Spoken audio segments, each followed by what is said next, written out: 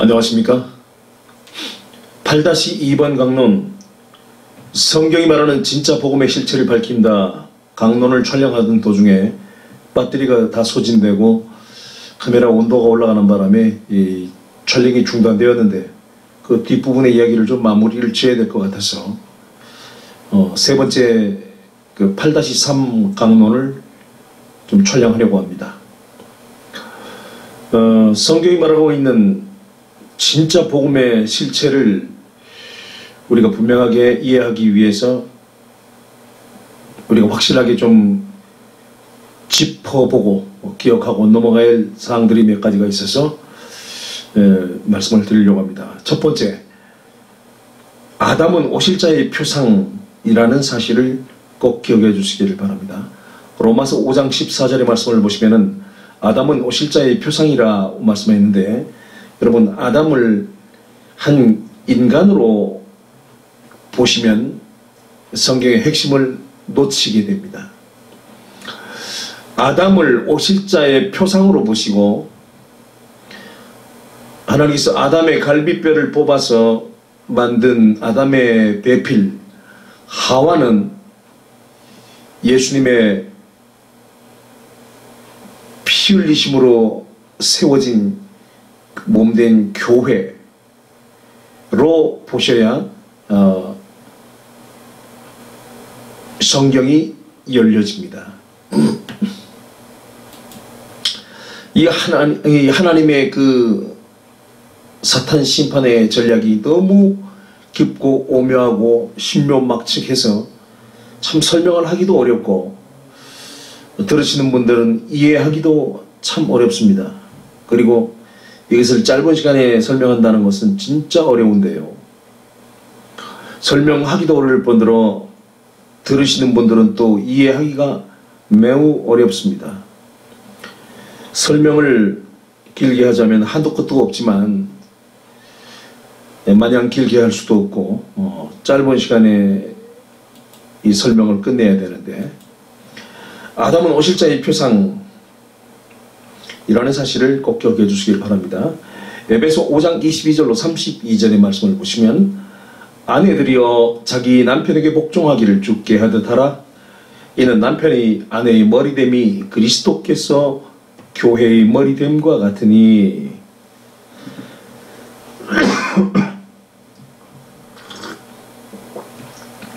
그가 친히 몸의 구주시니라.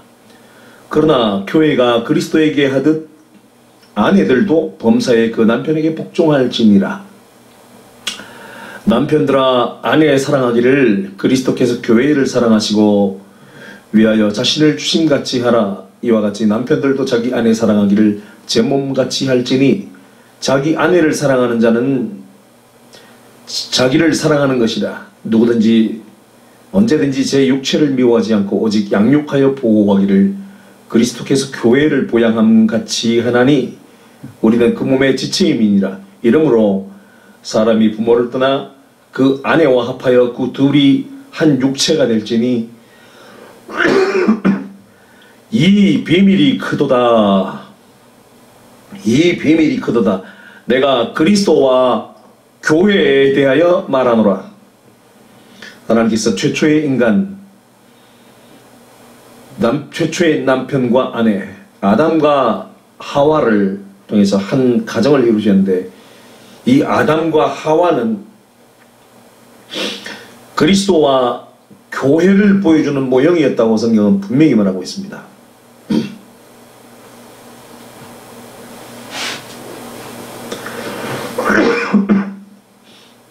그러므로 아담을 예수님의 모형으로, 하와를 교회의 모형으로, 아담과 하와는 창세전에 세우신 하나님의 그 사탄 심판의 전략을 이루기 위한 하나님의 전략적 동역자 라는 사실에 포커스를 놓고 성경을 보아야만 성경이 풀려지게 됩니다. 요한복음 12장 21절로 33절의 말씀을 보시면은 이런 말씀이 나오죠. 사람이 나를 섬기려면 나를 따르라. 나 있는 곳에 나를 섬기는 자도 거기 있으리니 사람이 나를 섬기면 내 아버지께서 저를 귀히 여기시리라. 지금 내 마음이 민망하니 무슨 말을 하리요? 아버지여, 나를 구원하여 이때를 면하게 하여 주옵소서. 그러나 내가 이를 위하여 이때에 왔나이다. 아버지여, 아버지의 이름을 영광스럽게 하옵소서 라고 말씀하셨어요. 주님께서도 육체의 몸을 입고 오셨기 때문에 십자가의 고통이 두려우셨던 것 같아요. 그래서 지금 내 마음이 민망하니 무슨 말을 하리요? 아버지요, 나를 구원하여 이때를 면하게 하여 주옵소서. 십자가를 좀 피하고 싶었던 거죠. 그러나 내가 이를 위하여 이때에 왔나이다 라고 말씀하셨어요. 마태복음 26장 36절로 39절의 말씀도 보시면은 고민하고 슬퍼하사 이에 말씀하시되 내 마음이 심히 고민하여 죽게 되었으니 너희는 여기 머물러 나와 함께 깨어있으라 하시고 조금 나아가사 얼굴을 땅에 대시고 엎드려 기도하여 가라사대 내 아버지여, 만일 할만하시거든 이 잔을 내게서 지나가게 하옵소서. 그러나 나의 원대로 마옵시고 아버지의 원대로 하옵소서 라고 말씀하셨습니다. 예수님에게는 분명히 이 십자가라고 하는 사건이 쓴 잔이었습니다. 피하고 싶었던, 내 아버지여, 만일 할만하시거든 이 잔을 내게서 지나가게 하옵소서. 그러나 나의 원대로 마옵시고 아버지의 원대로 하옵소서. 아버지의 뜻에 결국은 순응하시죠. 주님도 피하고 싶었던 십자가의 죽음이라고 하는 쓴 잔. 근데요, 예수님의 정확한 모형이었던 아담도 선악과를 먹고 죽습니다.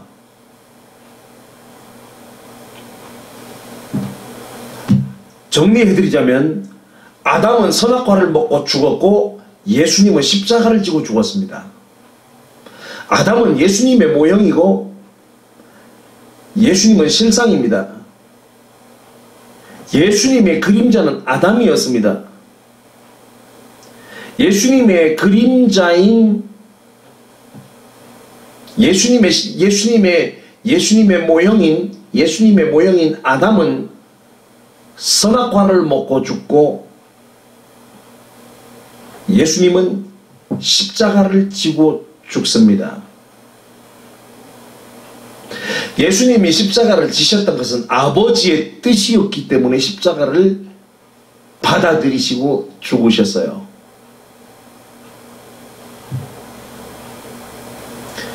아담에게 선악과를 먹고 죽는 그 사건은 분명히 아담에게는 쓴 잔입니다. 그러나 여러분 이걸 아셔야 돼요. 창세 전에 하나님께서 인간을 지으시고 인간을 통해서 사탄을 멸하신다는 하나님의 그 심판 계획을 세우셨을 때 뱀, 곧 사탄이 인간 아담을 꼬여서 선악과를 먹게 만들고 인간을 죄에 넘어뜨리고 인간을 죽게 할 것이란 것을 내다보셨어요. 인간은 죄성을 가진 존재로 지음을 받았기 때문에 죄를 짓고 넘어질 수밖에 없도록 그런 존재로 지어지도록 예정이 되어 있었던 겁니다. 그러니까 아담은 선악과를 따먹고 죽게 되고 죄인이 됩니다. 그렇게 되면 창세전에 하나님의 계획대로 하나님이 아들을 보내어 십자가를 지고 죽으심으로 인간의 죄를 대속하고 인간을 다시 살려서 그리스도의 몸된 교회를 구속하시고 성령을 부어주셔서 그 성령을 받은 인간을 통해서 성도의 발 아래 사탄이 깨어지도록 인간을 하나님의 대리 심판자로 세우시는 그 마스터 플랜을 세우셨기 때문에 아담이 선악과를 먹고 죽으면은 예수님이 오셔서 십자가를 지고 죽으심으로 인간을 다시 살리시도록 계획을 세우셨습니다. 이것이 바로 부활의 도입니다. 죽어야 다시 산다. 죽음을 통해서 다시 산다. 그렇게 함으로 사탄이 멸망을 당한다. 이게 성경이 말하는 부활의 도인데, 지금의 신앙 논리는 아담과 하와는 선악과를 먹지 말았었어야 했다라는 논리에서 구원론 논리를 시작합니다. 아담과 하와는 선악과를 먹지 말았어야 했는데 하나님의 뜻을 어기고 선악과를 따먹고 죄인이 되어 멸망이 확정되었으나 하나님은 사랑이시기 때문에 아들을 보내어 인간의 죄를 담당시키셨다. 그러므로 예수님의 그 대속과 보혈을 믿는 자는 구원을 받는다라는 구원론 논리, 아주 웃기는, 성경이 말하는 창세전의 하나님의 계획과는 완전히 다른 엉터리 거짓 논리의 엉터리 복음을 만들어냈습니다. 여러분, 아담과 하와는 선악과를 먹지 말았었어야 했다가 아니라 하나님의 뜻은 아담은 선악과를 따먹고 죽을 수밖에 없도록 그렇게 예정을 해놨어요. 그렇게 되면 그리스도가 가서 인간을 살린다는 마스터 플랜을 세웠던 겁니다. 그러니까 아담은 선악과를 먹고 죽어야 예수님이 오시게 되고, 예수님이 오셔서 십자가 져야 인간이 구속되고, 인간이 사탄을 심판을 하는, 인간이 자기의 원수가 된 사탄을 발 아래서 밟아 멸하는 심판이 이루어질 수 있기 때문에 아담은 선악과를 먹고 죽어야 했고 예수님은 십자가를 지고 죽어야 됐어요. 그러므로 아담이 선악과를 먹고 죽는 그 죽음은 아담에게 쓴장이었습니다. 예수님이 십자가를 지고 죽는 것은 예수님에게 쓴장이었습니다. 아담은 선악과를 먹고 죽음으로 사탄 심판자이신 예수님이 오시는 길을 열었고, 예수님은 십자가를 지고 죽으심으로 사탄 심판자 성도를 세우는 길을 열었습니다. 그리고 아버지와 아담과 예수님, 이 셋이 결국은 하나인 것입니다. 하나님의 뜻과 경륜을 이루기 위한 전략적 동력관계였습니다.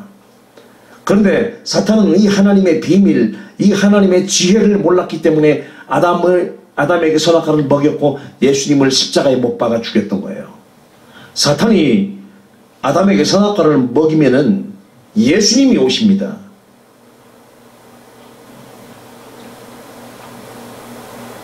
그리고 예수님이 오셔서 십자가 지면은 사탄이 죽여놓은 인간이 다시 살아납니다. 그래서 인간이 구속함을 받고 그리스도의 몸된 교회가 되어집니다.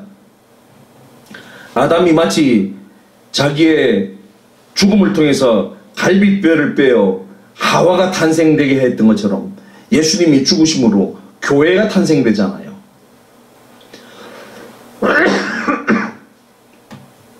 하나님은 구속함을 받은 성도에게 성령을 부어주셔서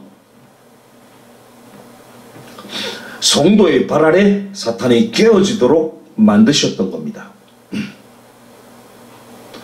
아담에게 누가 선악과를 먹였어요? 사탄이 먹였죠. 예수님을 누가 십자가에 못 박았어요? 사탄이 못 박았습니다.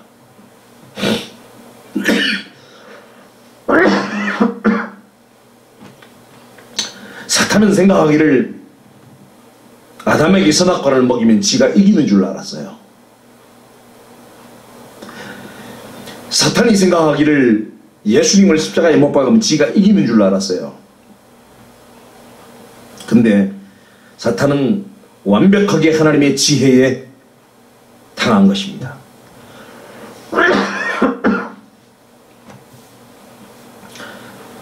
사람이 선악과를 먹게 되면, 먹고 죄인이 되고 죽게 되면 그리스도가 오시게 돼 있어요. 예수 그리스도가 오셔서 인간을 살리고, 살리신 인간에게 성령을 부어서 인간의 원수가 된 뱀, 사탄이 인간의 발 아래 깨어지는 하나님의 심판이 시작되는 거예요. 그러니까 선악과와 십자가는 사탄을 멸망에 빠뜨리기 위한 심판의 덫이었습니다. 심판의 덫. 이게 하나님의 계획이었어요. 그러면 이 하나님의 뜻과 계획이 창세전에 세우신 사탄 심판의 경륜이 이루어지려면 아담은 선악과를 먹어야 되는 거고 예수님은 십자가를 져야 되는 겁니다. 그런데 지금의 신학 논리는 아담은 선악과를 먹지 말았었어야 했다라는 논리에서 구속사 논리를 만들어 나갑니다.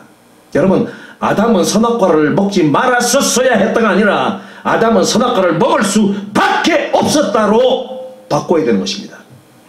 그래서 지금 신학 논리가 거짓 논리요 엉터리 복음이라는 것입니다. 다른 복음, 다른 예수를 전하고 있는 종교 사기라는 것입니다.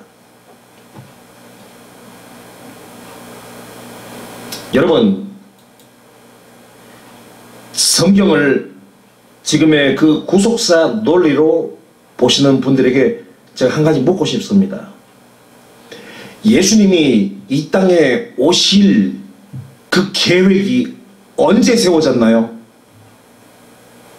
예수님이 이 땅에 오시기로, 인간을 위해 십자가를 지고 죽으시기로 언제 결정되었고 언제 오시기로 모든 것이 결정되어졌나요? 지금의 구속사 논리에서는 아담과 하와가 선악과를 따먹고 난 이후에 예수님이 오실 계획이 세워졌다로 말해야 됩니다. 그렇겠죠? 왜? 하나님은 아담과 하와를 향해서 선악과를 먹는 것을 결코 원치 않았기 때문에, 지금의 신학 논리에 의하면 그렇다 이겁니다. 아담과 하와는 절대로 선악과를 먹는 것을 원치 않았기 때문에 당연히 아담과 하와가 선악과 먹기 그 이전에는 예수님이 오시고자 하는 계획이 전혀 없어야 맞는 거예요. 그렇죠? 그런데 예상치도 못하게 아담과 하와가 선악과를 따먹어 버렸어요. 그리고 죄인이 되고 멸망에 떨어졌어요. 그래서 할 수 없이 예수님을 보내어 십자가를 지게 만드신 거예요.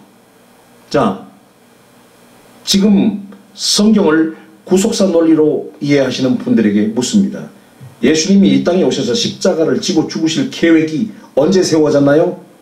지금 교계의 신학 논리에서는 아담과 하와가 선악과를 따먹은 이후에 예수님이 오실 일이 결정됐다라고 대답해야 됩니다.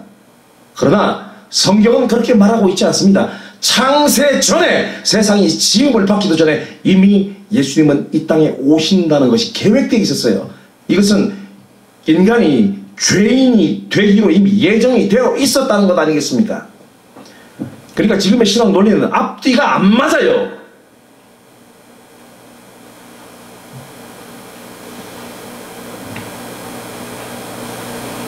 지금의 신학 논리로서는 도저히 성경의 앞뒤를 맞출 수가 없습니다.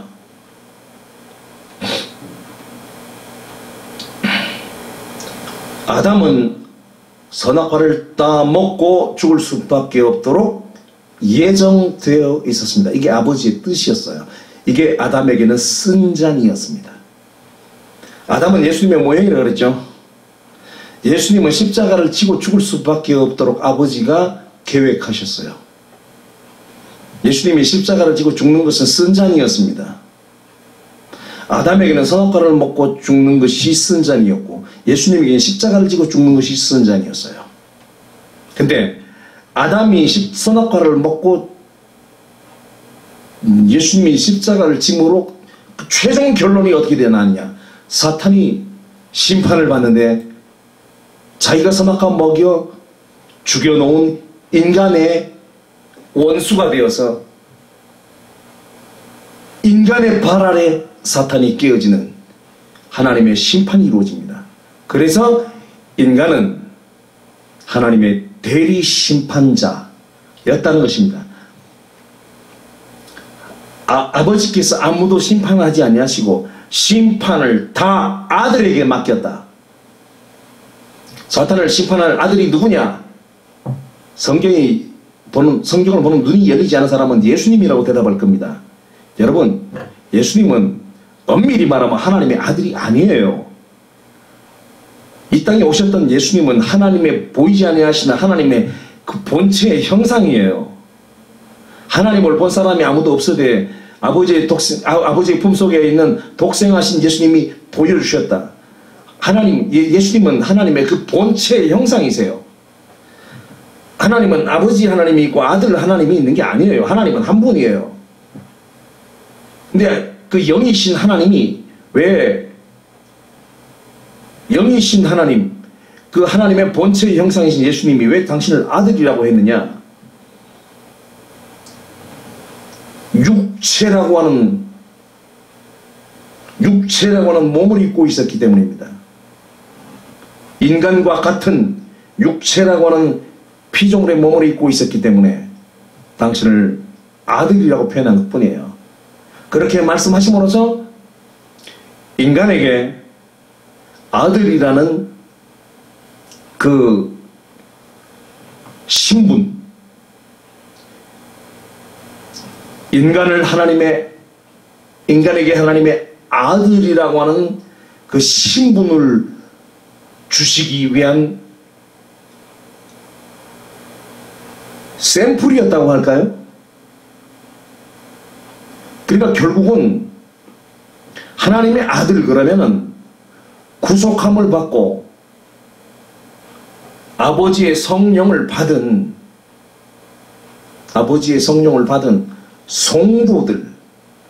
성도들이 하나님을 아버지라 부를 수 있게 된 아들이 된 거예요.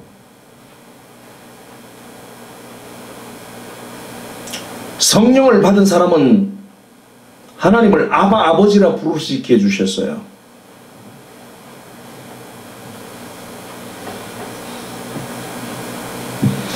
요단강에서 침례를 받고 물에서 올라올 때에 예수님의 머리 위에 성령이 비둘기같이 임했습니다. 오순절 마가다락방 이후에 하나님의 성령이 인간의 육체에 임했습니다. 요단강에서 침례를 받고 올라오신 예수님의 머리 위에 성령이 임하심으로 그리스도가 되셨던 것처럼 성령을 받은 성도들도 그리스도의 삼중직 사역을 하게 되는 사탄 심판자가 되어지는 것입니다. 아버지께서 아무도 심판하지 아니하시고 심판을 다 아들에게 맡기셨다. 그럼 하나님의 아들이 누구냐? 1차적으로는 성경이 예수님을 하나님의 아들이라고 말했죠. 근데 예수님께 속한 자들, 성령을 받은 교회도 영접하는 예수님을 영접한 그리스도를 영접한 자들에게 하나님의 아들이 되는 권세, 하나님의 자녀가 되는 권세를 주셨어요.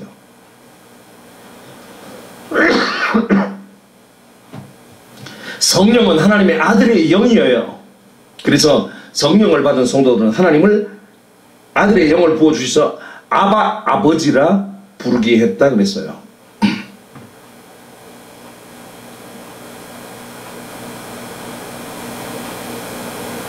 다시 한번 정리합니다. 아담은 선악과를 먹고 죽을 수밖에 없도록 예정되어 있었어요. 아담이 선악과를 먹고 죄인이 되면 예수님이 오셔서 십자가를 지고 죽으시도록 예정됐어요.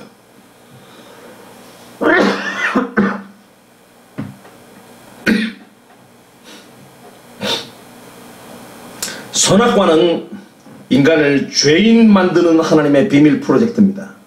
십자가는 죄인된 인간을 다시 의인 만드는 하나님의 비밀 프로젝트입니다. 근데 사탄은 인간에게 선악과를 먹여서 하나님의 그 뜻을 이뤘고 예수님을 십자가에 못 박음으로 하나님의 뜻을 최종적으로 완성시킵니다. 사탄은 계속 하나님의 지혜에 말려 들어가서 자기 무덤을 팝니다. 사탄이 아담에게 선악과를 먹인 것은 한마디로 미친 짓입니다. 자기 스스로 자기의 무덤을 판 꼴입니다. 사탄이 예수님을 십자가에 못 박은 것은 한마디로 미친 짓이었습니다. 자기 무덤을 스스로 파는 꼴이었습니다. 자, 그러면은 예수님이 십자가 져야 돼요, 말아야 돼요? 당연히 지셔야 되죠. 아담은 선악과 먹어야 돼요, 안 먹어야 돼요? 당연히 아담은 하나님의 그 비밀 전략을 이루기 위해서 선악과를 먹고 죽어야 합니다. 그것이 아담에게 예정되어진 아담의 선장이에요. 예수님에게 십자가가 예수님의 선장이었던 것처럼. 그래서 아담은 오실자의 표상, 아담은 예수님의 모형이라는 거예요. 근데 베드로는 이 하나님의 경륜을 모르고 주님에게 주여 그리마옵소서, 십자가 지지 말라고 그랬다가 졸지에 사탄아 물러가라, 너는 나를 넘어지게 하는 자라다. 네가 하나님의 일을 생각지 아니고 도리어 사람의 일을 생각하는 거다. 여러분, 베드로는 주님에게 사탄을 멸할 십자가를 지지 말라고 했다가 졸지에 사탄이 됐습니다. 베드로는 왜 주님께 십자가를 지지 말라고 했습니까? 십자가 지면 죽으니까. 오늘날 목사님들은 성도들에게 사탄을 멸할 선악과를 먹지 않았어야 했다는 것으로 설명하다가 졸지에 사탄이 된 겁니다. 자, 다시 들으세요. 베드로는 주님에게 사탄을 멸할 십자가를 지지 말라고 했다가 졸지에 사탄이 됐습니다. 오늘날 목사님들은 성도들에게 사탄을 멸할 하나님의 심판 전략이 감추어진 그 선악과를 먹지 말았었어야 했던 것으로 설명하다가 졸지에 사탄이 된다, 그 말입니다. 베드로는 왜 주님께 십자가를 지지 말라고 했나요? 십자가 지면 죽으니까. 교계 목사님들은 왜 아담이 선악과를 먹지 말았었어야 했다고 주장합니까? 왜? 선악과 먹으면 죽으니까. 십자가 지면 죽으니까 지지 말라고 했던 베드로가 졸지에 사탄이 됐던 것처럼 선악과 먹으면 죽으니까 먹지 말았어야 했다라고 주장하는 오늘날 목사님들은 졸지에 사탄이 되어버린다, 그 말이에요. 똑같은 맥락의 이야기입니다. 자, 그러면 예수님은 십자가 져야 돼요, 말아야 돼요? 져야 되죠. 아담은 선악과 먹어야 돼요, 말아야 돼요? 먹어야 됩니다. 먹지 말았었어야 했다라는 논리에서 시작하면 당신의 복음은 거짓 논리요, 가짜 복음이요, 성경이 말하는 복음이 아닌 다른 복음이요, 다른 예수를 증거하는 거짓 선지자가 되는 겁니다. 베드로의 실수나 기독교의 지도자들의 실수는 창세전에 세우신 하나님의 비밀의 경륜을 몰랐던 것에서 기인한 것입니다. 하나님의 일을 생각지 않고 도리어 사람의 일을 생각했던 거예요. 아담은 선악과를 먹고 죽어야 인간이 사탄과 원수가 되어지고, 예수님은 십자가를 지고 죽어야 인간을 구원하여 인간이 원수 사탄을 멸하는 심판자가 되어집니다.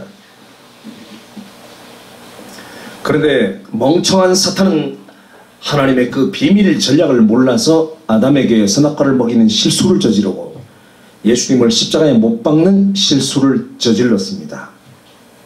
여러분, 사탄이 아담에게 하나님이 먹지 말라고 하더냐? 왜 먹지 말라고 그런지 아니? 네가 그것도 안 먹고 하나님이 될까 봐 먹지 말라고 한 거야 하고 아담에게 거짓을 던져줬어요. 근데 아담은 지금 교계의 신앙 논리에 의하면은 사탄이 넘겨준 그 공을 아담이 받지 말았어야 되는데, 살짝 피해버려야 됐는데, 먹어라, 먹어도 죽지 않는다, 먹으면 너도 하나님이 된다라고 거짓으로 날려준 그 공을 아담이 살짝 받아서 토스해서 올려줬어요. 사탄에게서 넘어온 공을 아담이 살짝 받아서 토스해 줬는데 예수님이 뒤따라오면서 강스파이크로 때려버린 거예요. 사탄에게.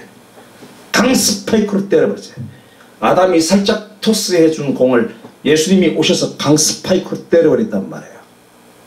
무슨 말인지 아세요? 이런 비유, 이런 유치한 비유까지 들어서 설명을 해야 된다는 게 참 슬픈 현실입니다. 예. 알아들을 수 있기를 바랍니다. 사탄이 넘겨준 공을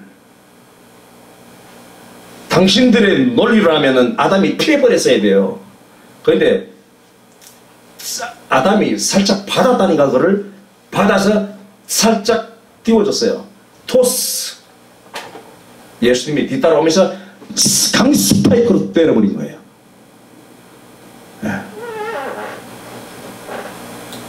아담은 오실자의 표상이고 오실자 예수님의 표상이 모형이고 아담과 예수님은 사탄을 멸하기 위한 한 세트를 구성한 사역을 이룬 거예요. 아담이 선악과를 먹은 것은 아담에게 선잔이었습니다. 피하고 싶은 선잔이었습니다. 그러나 아버지의 뜻이기 때문에 받을 수밖에 없었어요.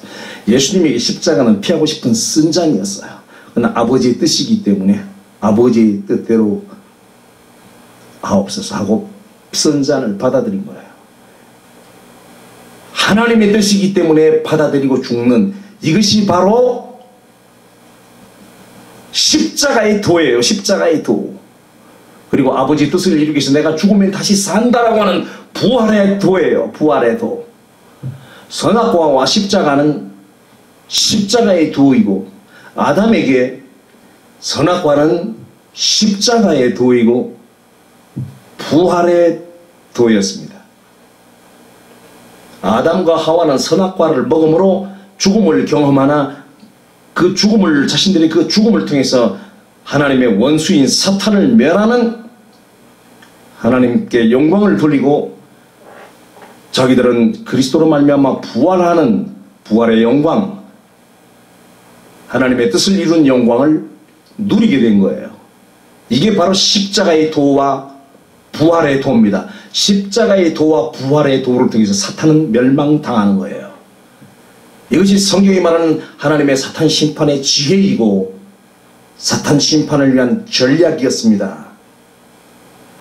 이것이 바로 성경이 말하는 복음이에요. 하나님께서 나를 통하여 하나님의 원수를 멸하셨어요. 내가 하나님의 원수를 멸하실 수 있도록 그 영광을 나에게 주셨어요. 그것이 바로 성경이 말하는 진짜 복음이란 말이에요. 고린도전서 2장 6절로 16절에 오직 하나님이 성령으로 이것을 우리에게 부으셨으니 성령은 모든 것 곧 하나님의 깊은 것이라도 통달하시느니라. 사람의 사정을 사람의 속에 있는 영 외에는 누가 알리고 이와 같이 하나님의 사정도 하나님의 영 외에는 아무도 알지 못하느니라. 이 하나님의 비밀 전략을 성령을 통해서 우리에게 보이셨어요.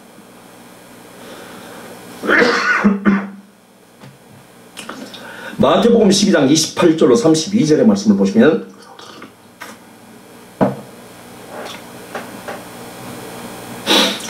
내가 하나님의 성령을 힘입어 귀신을 쫓아내는 것이면 하나님의 나라가 이미 너희에게 임하였느니라. 사람이 먼저 강한 자를 결박하지 않고요 어떻게 그 강한 자의 집에 들어가 그 세간을 늑탈하겠느냐. 결박한 후에야 그 집을 늑탈하리라.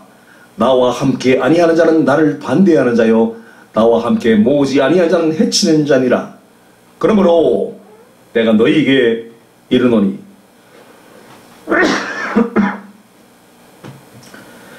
사람의 모든 죄와 회방은 사하심을 얻되 성령을 회방하는 것은 사하심을 얻지 못하겠고 성령을 회방하는 것은 사하심을 얻지 못하겠고 또 누구든지 말로 인자를 거역하면 사하심을 얻되 누구든지 말로 성령을 거역하면 이 세상과 오는 세상에도 사하심을 얻지 못하리라. 누구든지 말로 성령을 거역하면 이 세상과 오는 세상에도 사심을 얻지 못하리라. 오늘날 교계는 말로 사탄을 심판하기 위해서 오시는 성령의 사역, 창세전에 세우신 하나님의 사탄 심판의 경륜을 비웃고 조롱하고 거역하는 성령 회방죄를 범했습니다. 단순한 말로 성령을 거역한 게 아니라 구속사 논리라고 하는 엉터리 신학 논리를 만들어서 엉터리 말로, 엉터리 복음으로 성령의 사역을 회방했습니다.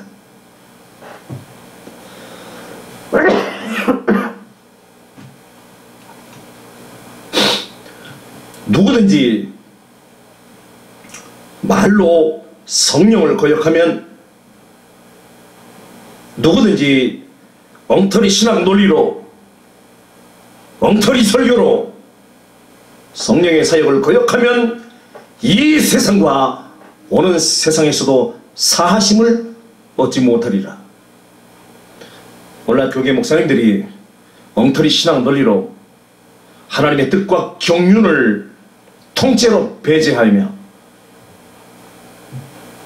성령을 거역하는, 말로 성령을 거역하는, 엉터리 신학 논리로 성령을 거역하는 성령 회방죄를 범했습니다. 사람의 모든 죄와 회방은 사하심을 얻되 성령을 회방하는 것은 사하심을 얻지 못하겠고, 또 누구든지 말로 인자를 거역하면 사하심을 얻되 누구든지 말로 엉터리 신학 논리로 성령을 거역하면 이 세상과 오는 세상에서도 사하심을 얻지 못하리라. 그래서 수많은 목사님들이 평생 사역을 하고서도 지옥 불구덩이로 떨어지는 그러한 비극이 일어나고 있습니다. 소경을 인도하면 둘 다 구덩이에 빠진다고 했습니다. 자, 저는 오늘 이 세 번째 영상에서 아담은 오실자의 표상이었다 라는 사실을 다시 한번 짚어드렸고, 두 번째는 뱀의 후손과 여자의 후손은 원수가 되리라 하신 말씀을 다시 한번 여러분들에게 분명하게 기억시켜 드리겠습니다. 뱀의 후손과 여자의 후손은 원수가 된다. 창세기 3장 15절에 내가 너로 여자와 원수가 되게 하고 너의 후손도 여자의 후손과 원수가 되게 하리니 여자의 후손은 내 머리를 상하게 할 것이요 너는 그의 발꿈치를 상하게 할 것이니라 말씀했어요. 여러분, 창세기부터 요한계시록까지 성경 전체의 내용은 뱀과 여자의 원수되어짐, 뱀의 후손과 여자의 후손의 원수되어짐, 뱀과 여자의 진영의 영적 전쟁이 성경이 말하고 있는 대주제예요. 잘 기억하세요. 내가 너로, 여기서 말하는 너는 뱀이죠. 내가 너 뱀과 여자가 원수가 되게 하고 너의 후손, 즉 뱀의 후손도 여자 예수님의 후손과 원수가 되게 하리니 라고 말씀했어요.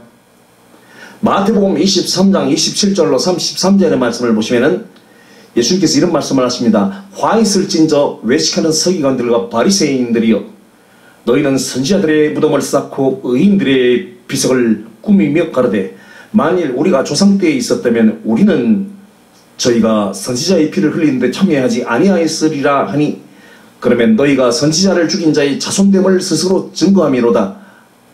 너희가 너희 조상의 양을 채우라.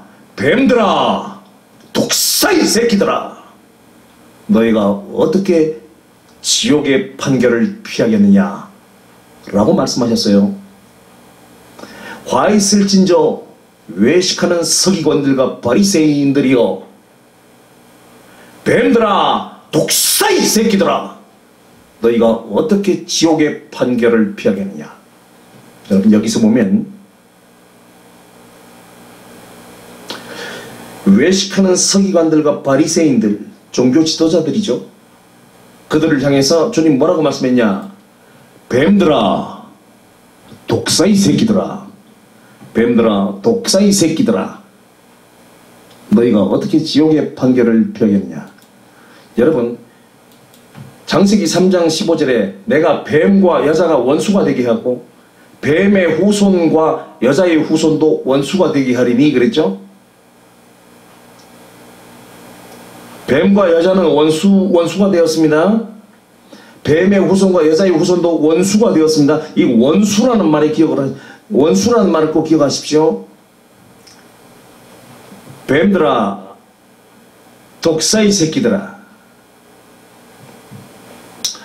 여러분, 하나님께서 뱀과 뱀의 새끼들, 여자와 여자의 새끼들, 여자의 몸을 투성해서 오신 예수님은 여자의 후손이에요. 그리고 예수님을 통해서 생명을 얻은 교회는, 그리스도의 몸된 교회는 여자의 후손이에요. 뱀과 여자는 원수되고 뱀의 후손과 여자의 후손도 원수되리라. 근데 서기관과 바리새인들을 향해서 뭐라고 했다? 뱀들아, 독사의 새끼들아. 두 진영을 확실하게 주님은 구분짓고 있어요. 뱀들아, 독사의 새끼들아, 너희가 어떻게 지옥의 판결을 피하겠느냐? 오늘 여러분들이 주님으로부터 뱀들아, 독사의 새끼들아 라는 지적을 받지 않으시기를 바라겠습니다. 요한복음 8장 42절로 47절의 말씀을 보시면은 예수께서 가라사대 하나님이 너희 아버지였으면 너희가 나를 사랑하였으리니 이는 내가 아버지께로 나서 왔습니다. 나는 스스로 온 것이 아니오 아버지께서 나를 보내신 것이니라. 나는 스스로 온 것이니 아버지께서 나를 보내신 것이니라 그랬어요. 아버지께서 아무도 심판하지 않고 심판을 누구에게 맡겼다? 심판을 다 아들에게 맡기셨으니. 심판은 누구 뜻인데? 아버지의 뜻인데. 심판은 아버지의 뜻인데 아버지가 직접 하지 않으시고 심판을 누구에게 맡겼다? 다 아들에게 맡겼다. 여러분, 제가 앞서 했던 강론들을 전부 다 암기하고 있어야 돼요. 그래야 이후에 이어지는 강론들이 살아서 움직여요. 나는 스스로 온 것이 아니요 아버지께서 나를 보내신 것이다. 왜? 뭐 하라고? 사탄을 심판하라고. 그런데 바리새인들과 서기관들이 이 하나님의 뜻을 알았어요? 몰랐어요? 몰랐어요. 그래서 주님이 이렇게 말씀하십니다. 어찌하여 내 말을 깨닫지 못하느냐? 이는 내 말을 들을 줄 알지 못함이로다. 그 다음 말이 중요합니다. 너희는 너희 아비 마귀에게서 났으니, 너희는 너희 아비 뱀에게서 났으니, 그 뜻이에요. 다시 읽습니다.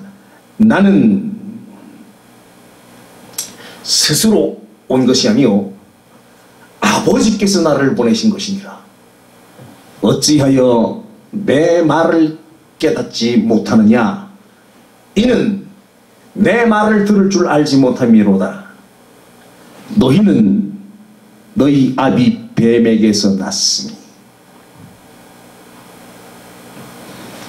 여러분, 이 바리새인들과 서기관들, 유대인들이 왜 예수님으로부터 이런 혹독한 비난을 받았어요? 어찌하여 내 말을 깨닫지 못하느냐? 이는 내 말을 들을 줄 알지 못함이로다. 너희는 너희 아비 마귀에게서 났으니, 너희는 너희 아비 뱀에게서 났으니. 왜 이런 책망을 받았죠? 단지 주님이 하신 말씀을 못 알아들었다는 이유 하나로. 나는 스스로 온 것이 아니오 아버지께서 나를 보내신 것이니라. 어찌하여 내 말을 깨닫지 못하느냐. 이는 내 말을 들을 줄 알지 못함이로다. 진리 못 깨달으면 뭐가 되는지 아세요? 너희는 너희 아비 뱀에게서 났으니. 졸지에 마귀 새끼 되는 거예요. 졸지에 독사의 새끼가 됐다 그 말이요. 뱀들아, 독사의 새끼들아, 누가 너희에게 임박한 지옥의 판결을 피하라고 했느냐. 진리 깨닫지 못하면 졸지에 뱀새끼, 독사의 새끼 돼버리고 맙니다. 아시겠습니까? 진리 깨닫지 못하면 당신은 평생 거짓 복음을 전하는 거짓 선지자가 될 수밖에 없는 거예요. 나는 스스로 온 것이 아니오 아버지께서 나를 보내신 것이니라.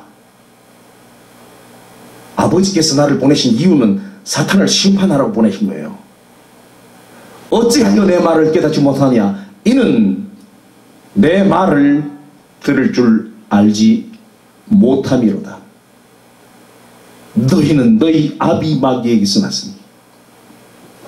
진리 깨닫지 못하면 졸지에 마귀 새끼, 독사의 새끼가 되어버리고 맙니다. 하나님의 원수가 되어버리고 말아요.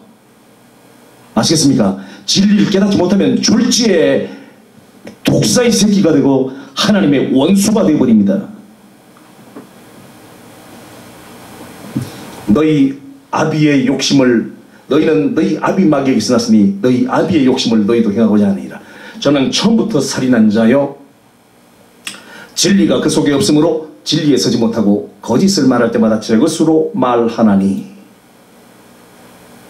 이는 저가 거짓말장이요 거짓의 아비가 되었습니다. 내가 진리를 말함으로 너희가 나를 믿지 아니하는도다. 너희 중에 누가 나를 죄로 책잡겠느냐. 내가 진리를 말하며 어찌하여 나를 믿지 아니하느냐. 하나님께 속한 자는 하나님의 말씀을 듣나니 너희가 듣지 아니함은 하나님께 속하지 아니하였음이로다. 진리 깨닫지 못하면 독사의 새끼요 하나님을 믿지 않는 자가 되는 겁니다. 하나님께 속하지 않는 자가 되는 겁니다. 독사의 새끼이기 때문에 사탄에게 속한 자가 되는 겁니다. 그래서 지옥의 판결을 피할 수 없다는 거예요.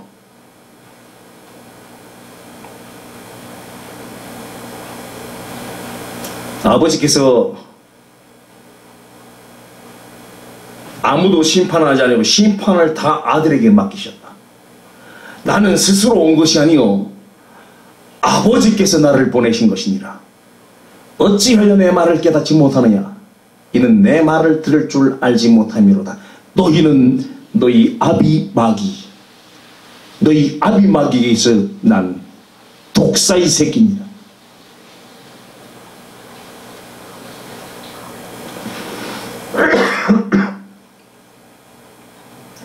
누가복음 19장 12절로 27절의 말씀을 보시면 섬뜩한 말씀이 하나 나옵니다.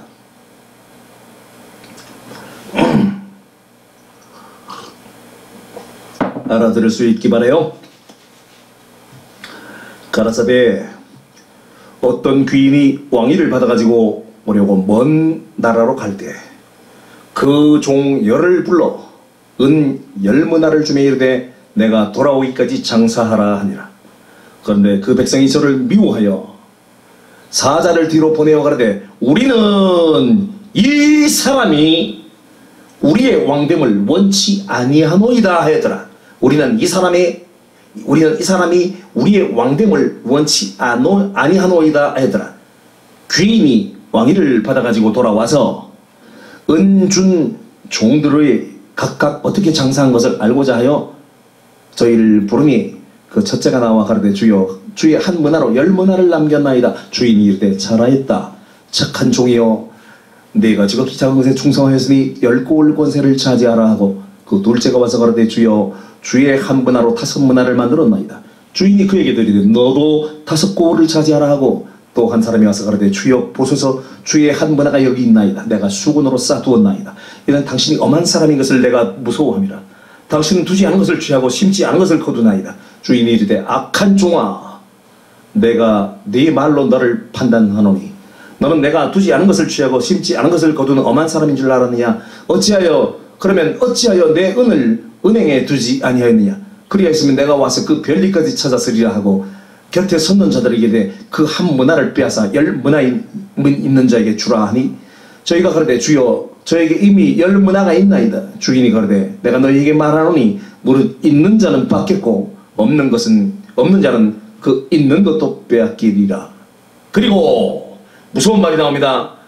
나의 왕됨을 원치 아니하는 저 원수들을 나의 왕됨을 원치 아니하는 저 원수들을 이리로 끌어다가 내 앞에서 죽이라 하였느니라.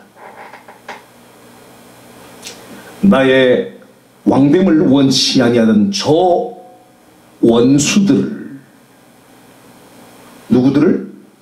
원수들을 이리로 끌어다가 내 앞에서 죽이라 하였느니라. 여러분 보세요. 이 무시무시한 얘기예요. 어떤 한 귀인이 왕위를 받으려고 먼 나라로 가는데 가면서 종들을 불러서 문화를 나눠줍니다. 한 사람에게는 1문화, 5문화, 10문화를 나눠서 내가 돌아오기까지 장사해서 나의 통치 자금을 만들어라. 맡겨주고 가서 왕위를 받아가지고 왕이 되어서 돌아왔어요. 그리고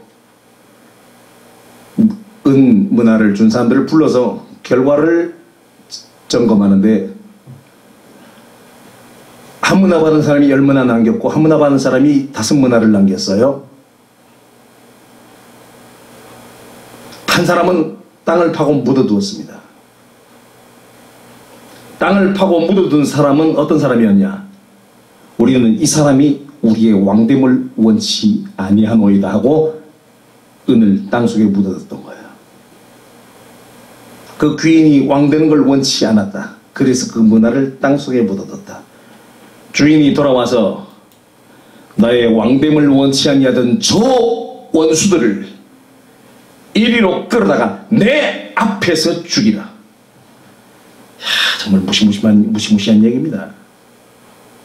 나의 왕됨을 원치 아니하던 누구? 저 원수들. 이 원수라는 말에 여러분 원수라는 말을 잘 기억해 두라 그랬죠? 제가 아까 뱀과 여자는 원수되고 뱀의 후손과 여자의 후손은 원수되리라 그랬죠. 여러분, 여자의 후손 예수님은 이 땅에 왕으로 오셨죠. 왕으로 오셨죠. 사탄을 멸하는 왕으로 오셨죠. 세상 임금을 멸하는 왕으로 오셨죠. 여러분, 성경을 증거할 때 예수님을 사탄을 멸하러 오신 하늘의 왕으로 설명하지 않고 인간을 구원하러 오신 예수님, 인간을 구원하러 오신 구세주, 인간을 구원하러 오신 구원자로 설명하면 당신은 예수님이 왕됨을 원치 않는 자에 해당이 되어지고 하나님으로부터 너는 나의 왕됨을 원치 않는 나의 원수다라고 규정을 당한다는 사실입니다.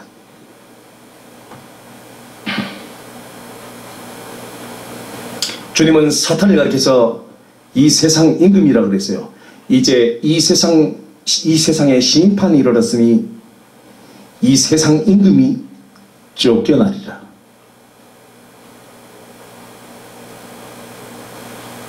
사탄은 이 세상을 장악하고 있는 세상 임금입니다. 그런데 주님은 저 하늘의 왕으로 오셨어요.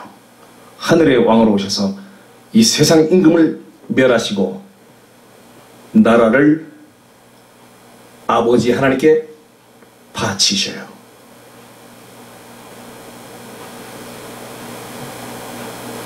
여러분, 성경은 이 세상의 가짜 왕을 하늘의 진짜 왕이 오셔서 멸하시는 이야기가 성경 이야기입니다. 그런데 이 성경의 핵심을 전하지 않고 예수님을 가리켜서 인간을 구원하러 오신 구원자, 인간을 구원하러 오신 구원자로만 자꾸 설명하면 예수님의 왕됨을 원치 아니하는 하나님의 원수가 되어버리는 거예요.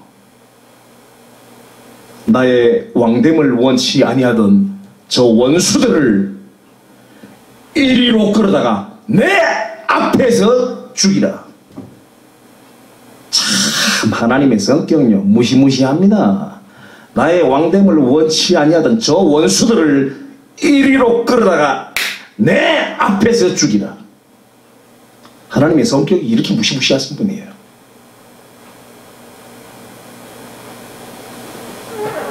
깨달을 수 있기를 바랍니다. 예수님께서 빌라도 법정에서 신문을 당하실 때 빌라도가 이렇게 묻습니다. 네가 유대인의 왕이냐? 네가 유대인의 왕이냐? 라고 물었어요. 그때 주님께서 말씀하시기를 네가 말하였도다. 즉 나는 왕이 맞다 그 소리예요. 그러나 내 나라는 이 세상에 속한 것이 아니라 내 나라가 이 세상에 속하였다면 나의 종들이 나를 너에게 넘겨주지 아니하시리라. 이 말은 무슨 말이냐면 나는 왕이 맞는데 이 세상의 왕이 아니고 저 하늘의 왕이다 그 소리예요. 근데 하늘의 왕이신 주님께서 이 세상 임금 사탄을 멸하고 사탄의 나라를 정복하고 접수하기 위해서 오신 거예요. 그런데 그렇게 오셔서 죽으신 하늘의 왕이 인간들을 구속하여 교회로 세웠어요. 그래서 구속함을 받은 성도들이 세상 임금 사탄을 멸함으로 만왕의 왕이신 예수님을 이 땅에서도 왕이 되게 만들었던 거예요. 근데 성경을 하나님의 사탄 심판론으로 보는 사람은 예수님을 왕으로 만들 수 있지만 성경을 인간 구원론으로 보는 사람들은 예수님을 인간을 구원하러 오신 구세주, 인간을 위하러 구세주로 선거한 사람은 예수님을 세상 임금을 멸하는 왕으로 만드는 자가 아니에요. 나의 왕됨을 원치 아니하던 저 원수들. 여러분, 성경은 위로 하나님을 향해 하나님을 위하여 하나님의 목적을 말씀하게 되어 있죠. 그게 세상 임금 사탄을 멸하는 게 하나님의 뜻이에요. 이게 진리의 말씀이에요. 또 성경은 아래로 인간을 향하여 인간을 위하여 인간의 목적을 말씀하고 인간의 필요를 말씀하고 있죠. 이게 구원론이에요. 이게 은혜의 말씀이에요. 오늘 교계는 은혜의 말씀, 구원의 말씀에 함몰되어 있어요. 하나님을 향하여 하나님을 위하여 하나님의 목적을 말씀하고 있는 사탄 심판론, 그 진리의 말씀을 아예 모르고 있고 또 설령 알았다 하더라도 외면하고 있어요. 이거는 예수님을 왕되게 만드는 가짜 임금, 세상 임금 사탄을 멸함으로 예수님으로 진짜 왕이 되게 만든 그 사역을 한 것이 아니라 주님이 왕되지 않게 만드는 논리예요. 나의 왕됨을 원치 아니하던 저 원수들을. 여러분, 성경을 오로지 인간 구원론으로 풀어서 가르치면 당신은 하나님의 원수가 된다는 사실을 기억하십시오. 나의 왕됨을 원치 아니하던 저 원수들을 이리로 끌어다가 내 앞에서 죽이라. 여기에 해당됩니다.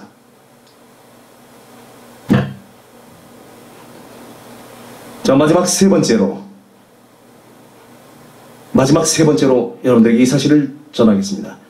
성경에서 하나님의 분노를 보았습니까? 성경에서 하나님의 분노를 보았는가? 이사야 66장 10절의 말씀을 보시면은 예루살렘을 사랑하는 자여 다 그와 함께 기뻐하라. 다 그와 함께 즐거워하라.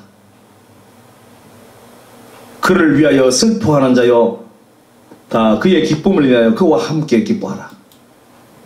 다시 읽을게요. 예루살렘을 사랑하는 자여 다 그와 함께 기뻐하라.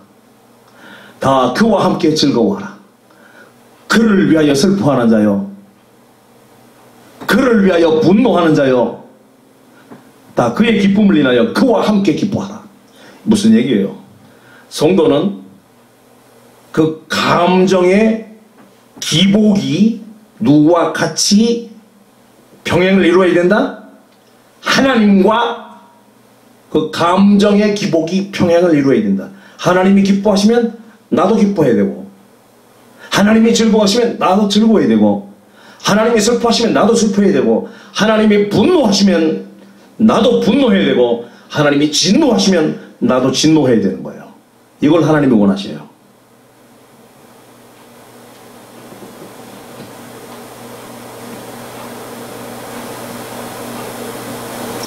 여러분, 남편이 오늘 바깥에서 너무너무 기분 나쁘고 억울한 일을 당해서 잔뜩 분노해서 화가 나서 집에 들어왔는데, 마누라는 연속극을 보면서 키득키득키득 쳐 웃고 있어요. 이러면은 남편이 화딱지 나요, 안 나요? 화딱지 나죠?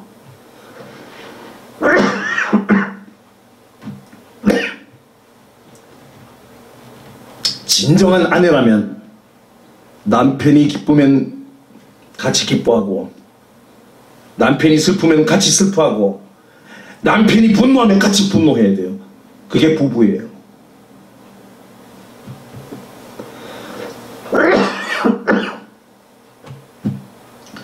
감정이 따로 놀면 그건 부부가 아니에요.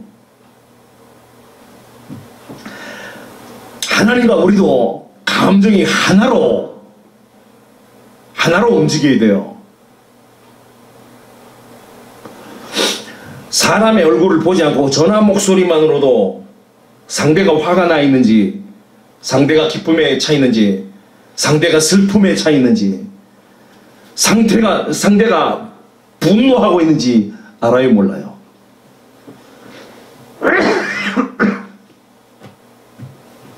목소리에 표가 나요, 안 나요?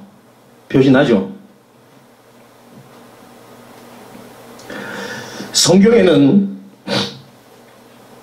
하나님을 반역한 자칭 가짜신 사탄을 향한 하나님의 무서운 진노의 말씀들이 가득 차 있습니다.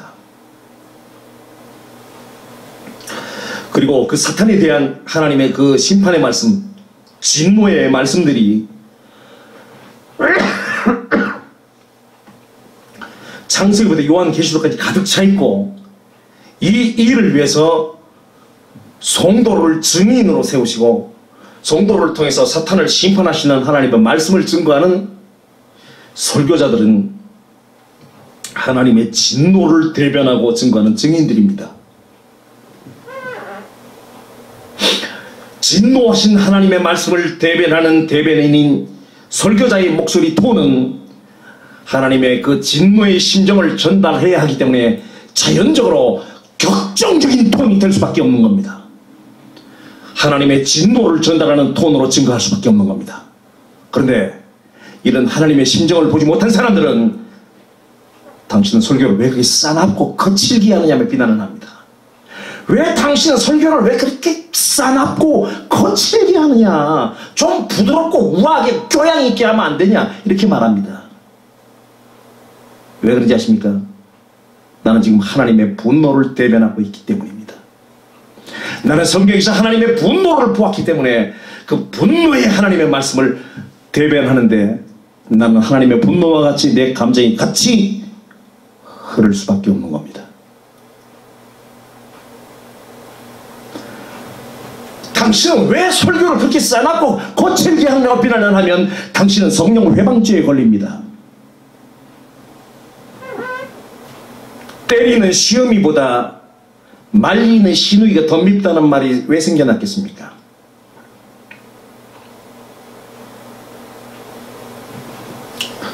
원수인 사탄을 공격하고 있는데 왜 그 사탄을 그렇게 쫙 공격하고 왜 그렇게 사탄 그렇게 말하냐? 이렇게 말하면은 당신은 때리는 시험이보다 더 미운 시누이가 되는 겁니다. 성경을 정확하게 본 사람들의 설교는 거칠 수밖에 없어요.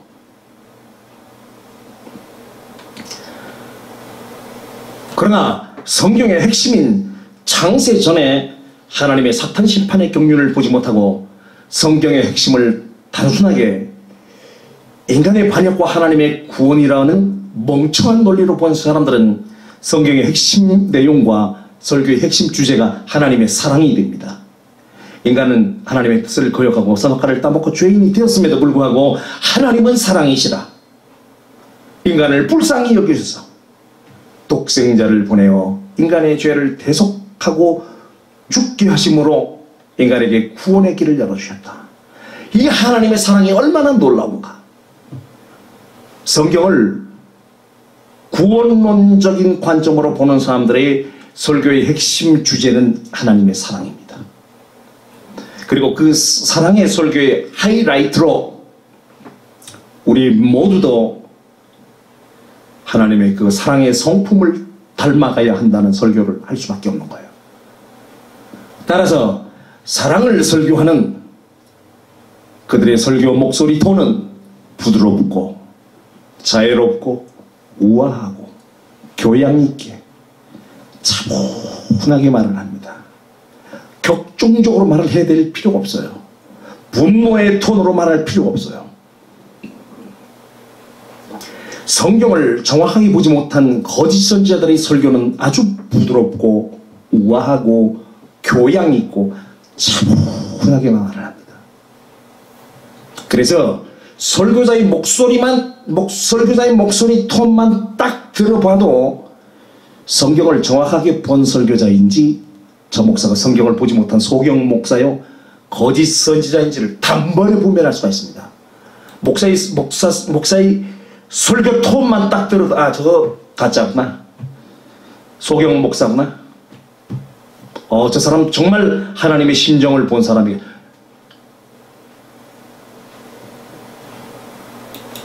누가 그리스도의 마음을 알아서 그의 마음을 가르치겠냐.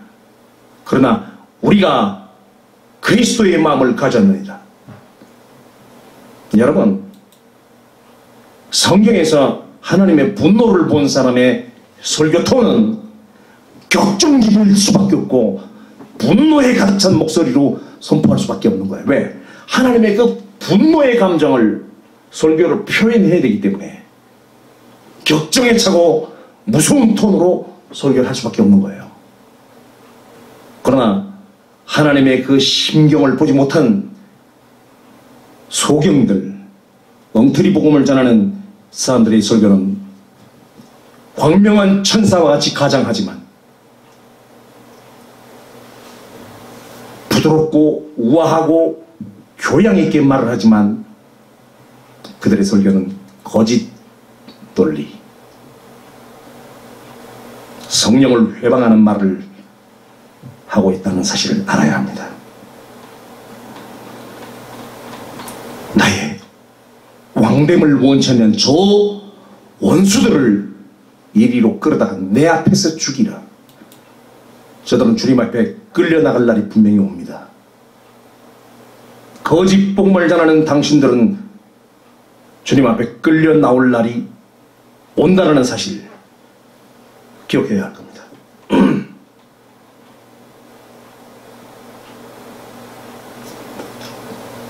마지막으로 하고 싶은 말을 제가 전하겠습니다. 엉터리 논리로 잘못된 기독교 신앙을 증거하는 목사들과 엉터리 논리의 기독교 신앙생활을 하는 성도들의 비극에 대해서 좀 말씀을 드리겠습니다. 여러분, 성경을 가르치는 사람들은 실수하지 마십시오. 누가복음 11장 52절의 말씀을 보시면은 화 있을진저 너희 율법사여, 화 있을진저 너희 율법사여, 너희가 지식의 열쇠를 가져가고 너희도 들어가지 않고 또 들어가고자 하는 자도 막았느니라. 화 있을진저 너희 율법사여, 너희가 지식의 열쇠를 가져가고 너희도 들어가지 않고 또 들어가고자 하는 자도 막았느니라.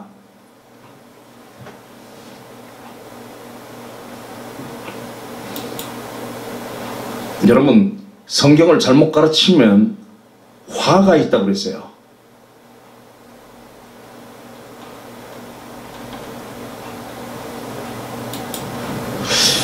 여러분, 불교인들이 가장 존경하는 스님 중에 성철 스님이라는 분이 계십니다. 성철 스님은 23살의 나이에 아내와 딸을 버리고 구도자가 되기 위해서 속세와 인연을 끊고 출가해서 8년 동안 장좌불화라고 하는 수행기간 동안 자리에 눕지 않고 벽을 향해 앉아 극기 수행을 했습니다. 8년 동안 잠자리에 눕지를 않았어요. 계속 앉아서 8년 동안을 버티는 겁니다. 이건 인간의 의지로서 할 수가 없는 일이죠. 8년 동안 장좌불화라고 하는 수행을 했어요. 극기 수행을 했어요. 그리고 또 그 스님의 거처 주변에 철조망을 쳐놓고 사람들이 접근하지 못한 철조망을 쳐놓고 10년 동안 무건수행으로 사람을 만나지 않고 수행에만 전념을 했어요. 10년 동안 말을 하지 않았어요. 아무도 만나지 않았어요. 가족이 찾아오고 박정희 대통령이 찾아와도 만나지 않았다고 하는 진짜 진리를 찾기 위해 몸부림을 친 스님이었습니다. 그래서 불교인들이 가장 존경하는 스님이 성철 스님입니다. 근데 성철 스님이 마지막 임종전에 영계를 경험하고 나서 자신이 갈 곳이 어디이며 실제로 자신이 살아온 삶이 무엇인지를 깨닫고 망연자실했다고 합니다. 그는 임종을 얼마 앞두고 영안이 열렸는데 석가와 달마와 가섭과 아난이 지옥에서 괴로워하는 모습을 보고 시로서 다음과 같이 묘사를 했습니다. 석가는 원래 큰 도적이요 달마는 작은 도적이다. 서천에 동토에 기만하였네. 도적이여 도적이여, 저 한없이 어리석은 남녀를 속이고 눈을 뜨고 당당하게 지옥으로 들어가네. 한마디 말이 끊어지니 일천성의 소리가 사라지고 한 칼을 휘두르니 만리의 송장이 즐비하다. 알든지 모르든지 상신실명을 면치 못하리니 말해보라, 이 무슨 도리인가. 작약꽃에 보살의 얼굴이 열리고 종려잎에 야차의 머리가 나타난다. 야차는 마귀를 가리킵니다. 종려잎에 야차의 머리가 나타난다.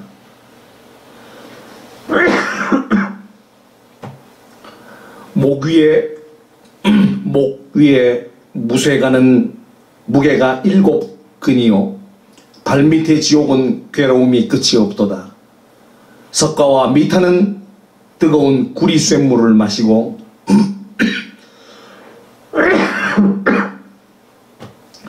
가섭과 아나는 무쇠를 먹는다. 몸을 날려 백옥 난간을 쳐부수고 손을 휘둘러 황금줄을 끊어버린다. 산이 우뚝우뚝 솟으며 물은 느릿느릿 흐르며 잣나무 빽빽하며 바람이 쌩쌩 분다. 사나운 용이 힘차게 나니 푸른 바다가 넓고 사자가 고함 지르니 조각달이 높이 솟았네. 알겠느냐 1, 2, 3, 4, 5, 6, 7이여. 두견새 우는 곳에 꽃이 어지럽게 흩어졌네. 억 하는 소리와 함께 임종하다.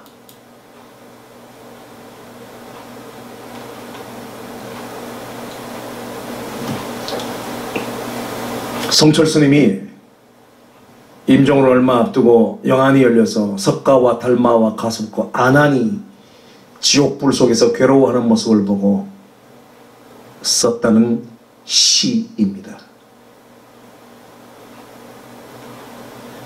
이 성철 스님은 석가를 가리켜서 도적이라고 말했습니다. 수많은 남녀를 속이고 눈을 뜨고 당당하게 지옥으로 들어갔다고 석가에 대해서 말하고 있습니다. 스님들이 세상을 떠나는 것을 열반이라고 하고, 스님들이 열반에 들기 전에 한 말씀을 남기는 것을 열반송이라고 한답니다. 성철 스님이 남긴 열반송은 이렇습니다.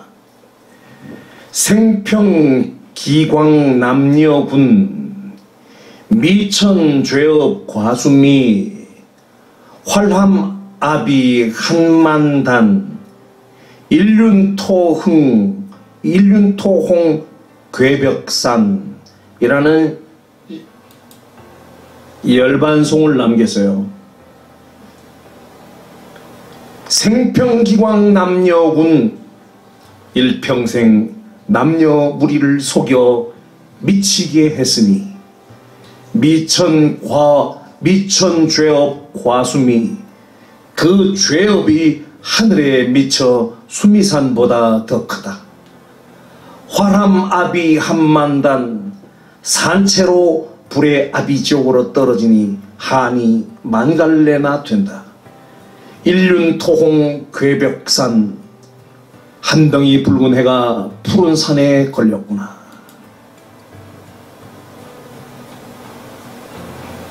자신의 죽음의 순간이 가까워왔을 때 성철 스님은 일평생 자기가 많은 남녀 무리를 속여서 미치게 만들었으니 그 죄업이 하늘에 미쳐 수미산보다 더 크다. 산채로 불의 아비지옥으로 떨어지니 한이 만갈래나 된다. 한 덩이 붉은 해가 푸른 산에 걸렸구나. 이렇게 통회하고 계세요. 죽음이 가까워온 시기에 어떤 기자가 찾아와서 성철 스님에게 이런저런 질문을 할 때 성철 스님은 내 말에 속지 말라고, 나는 평생 거짓말만 해서 내 말에 속지 말라고, 이렇게 기자에게 답변했어요. 유튜브에 보면 다 영상 다 나와 있습니다. 성철 스님의 육성으로 직접 다 나와 있어요.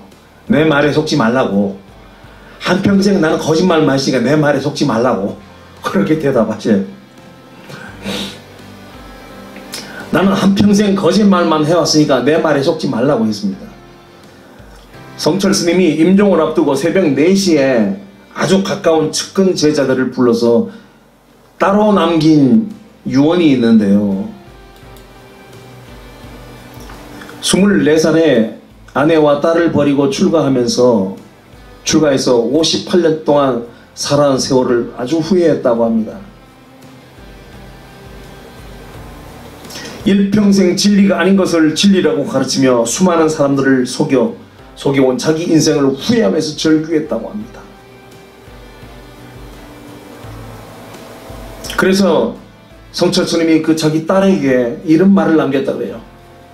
내 죄는 산보다 높고 바다보다 깊은데 내 어찌 감당하랴. 내가 80년 동안 포교한 것은 헛것이로다. 우리는 구원이 없다. 죄값을 해결할 자가 없기 때문이다. 딸 피리와 54년을 단절하고 살았는데 죽을 임종시에 딸을 찾게 되었습니다.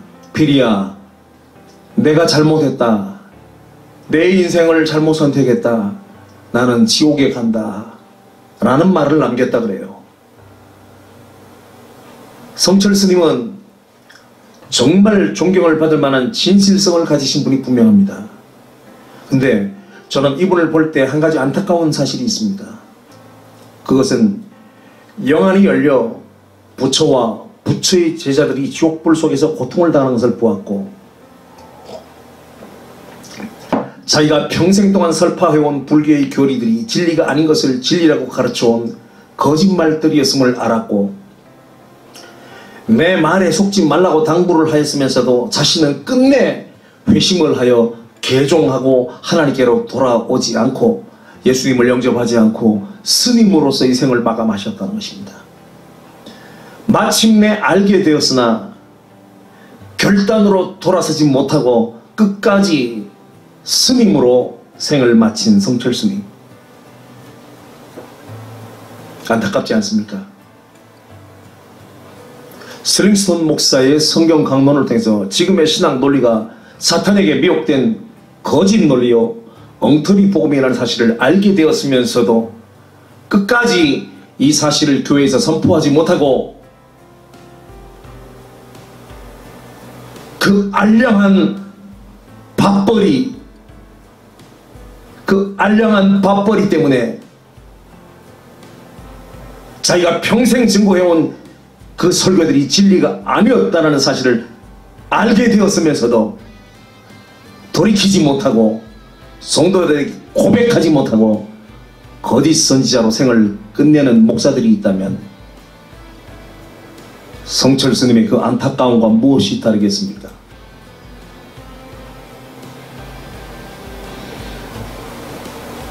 여러분, 작은 개척교회 목사들이야 어차피 가진 게 없으니까 홀가분하게 털어버릴 수 있습니다.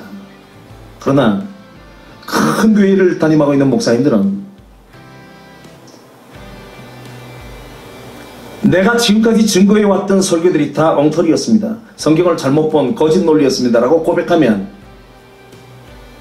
난리가 나버립니다. 자기의 밥줄 떨어진 것은 당연한 거고 교회가 난리가 나버립니다. 그러니까 고백도 못하고 벙어리 냉가슴 앓듯이 자기가 일평생 증거해왔던 설교들이 성경을 제대로 보지 못한 사탄에게 미혹된 거짓 논리란 것을 알았으면서도 그 사실을 성도들에게 고백하지 못하고 거짓 선지자로서 생을 마감하는 목사들이 많이 있다면, 그리고 지옥불로 들어간다면 성철 스님의 그 안타까움과 무엇이 다르겠습니까? 여러분, 성경의 진리대로 증거하지 못하면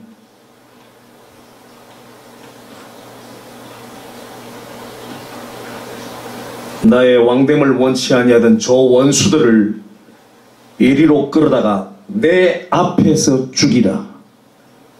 나는 주님의 말씀에, 이 하나님의 말씀에 정확하게 해당이 된다라는 사실을 기억하시기 바랍니다.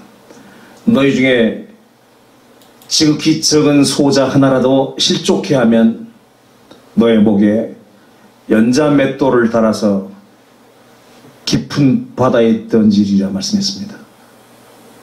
일평생 진리가 아닌 거짓 논리로 엉터리 복음으로 수많은 영혼들을 지옥불에 보냈다고 한다면